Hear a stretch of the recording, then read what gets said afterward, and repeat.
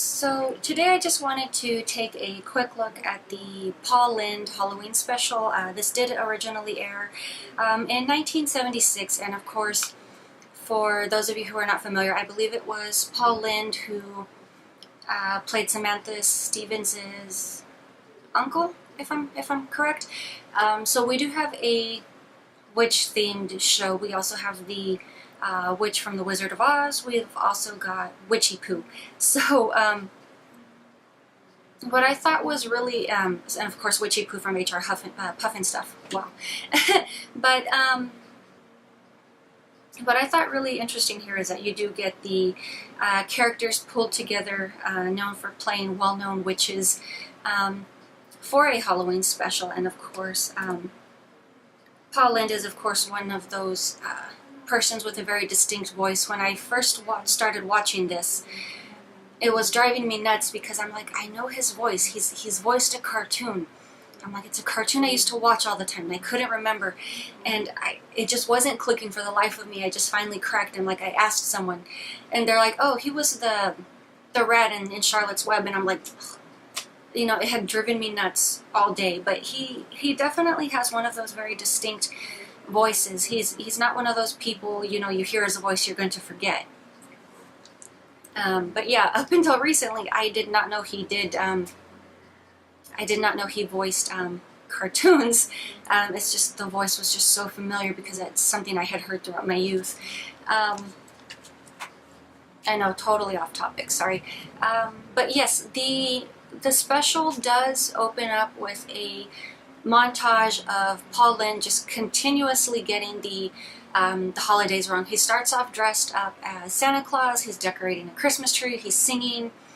Let me see. From there, he moves into, I believe, Easter. He's dressed as a giant Easter bunny. He even does Valentine's Day, where he's just sitting with a heart-shaped box of chocolate singing.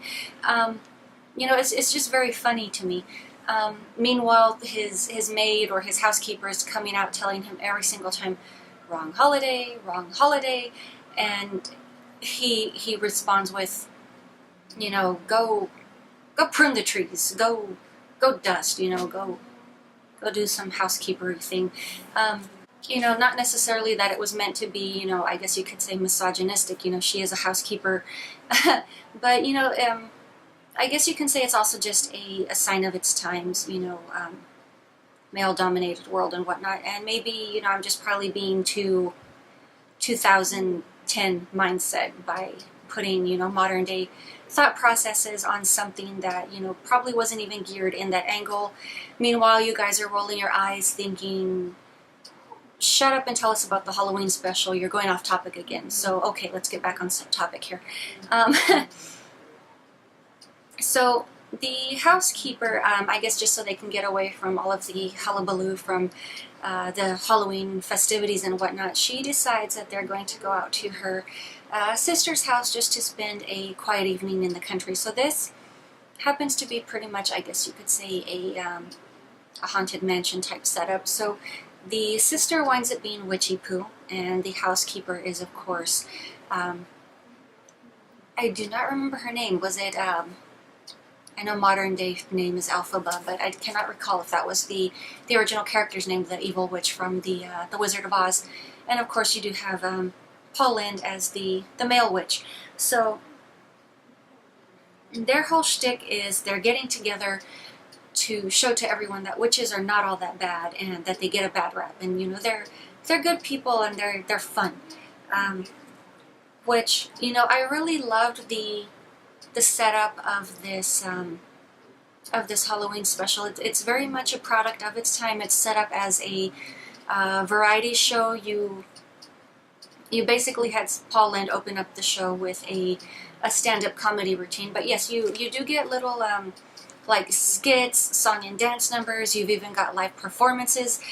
There were like so many people that were just guest starring, and then of course you do have Kiss as a musical entertainment. So when I found this out, I was like, oh my god, I totally have to watch this. This sounds like fun. And I absolutely loved it. I had never even heard of this before. Pretty much like, I guess, what you could say like in payment for Paul Lynde just hanging out with them and helping to prove that witches aren't all that bad. they give Paul Lynde 3 wishes. So the first one is he wishes to be, you know, some rich rhinestone trucker with a red, white, and blue cab, which, you know, yeah, it's not Halloween themed, but it was a funny little skit. The second one, where you have Florence Henderson guesting, and he's a sheik, and they're out in the desert, and she's some frigid heiress, and he's going to romance her. And apparently he wins her over with a cockatoo, which is actually a stuffed parrot. But it was just, you know, very fun variety of stuff. We also had Betty White, which was one of the first guest stars which came on. She was Miss Halloween 1976, and she was disappointed that they didn't get one of the more famous Pauls, like Paul McCartney or someone. They wound up with Paul Lynde. You know, so she just kind of razzed him a bit at the beginning of the show.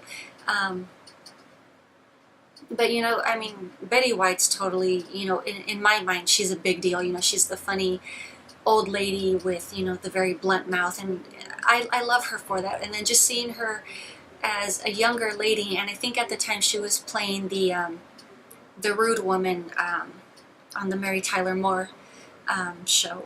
So, you know, at the time, yes, she did have relevance as well.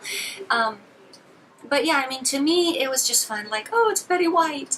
But yeah, there were a variety of guests. As I said, you do have a musical, actually, you have 3 musical numbers by Kiss. I do not recall what the first song had been, but they pop back up towards the end of the special when it's wrapping up, and they've pretty much just got musical performances towards the end. You've got a disco rendition of, I forget which song, but that's also performed by Florence Henderson. And she just has just a beautiful voice. Just the way she uses her voice, to me, was just amazing, especially because in this day and age, you really don't hear that kind of singing, which, you know, to me, it was just one of those, you know, like, ooh, you know, type moments, like, you know, especially that black sparkly dress that she was wearing during her musical number. She was a foxy mama. But yeah, I mean, it was very much an enjoyable Halloween special. Once again, you know, it's very 70s, but very enjoyable. To my knowledge, this also does mark the network television debut of Kiss, and of course, you know, they later, you know, got their own little specials and their TV movie, which I eventually will take a look at as well. You know, those were definitely very fun. But yeah, this to me was just an extremely enjoyable Halloween special. There was just so much different stuff going on, comedy routines, skits, musical performances, but yeah, I mean, especially just because of the fact that, you know, you really don't see variety shows anymore, and then just to see a Halloween special set up in this style, and some of you are probably rolling your eyes and saying, well, that was the norm at the time. And I'm like, I understand that, I'm aware of that, but I'm just saying, you know, even just like as a throwback type thing, to me it was just very fun just to see something that I never got to experience as I was growing up. You know, I didn't grow up seeing the Sonny and Cher Variety Hour or any of that either. So to me it was just a lot of fun. I'd say definitely my second favorite of the Halloween specials that I've taken a look at this month. But that is pretty much all I have for you guys today. If you do know of any other Halloween specials with any other celebrities or guest performances, I would definitely love to hear about those as well. But that is all I have for you guys today, and I will talk to you later.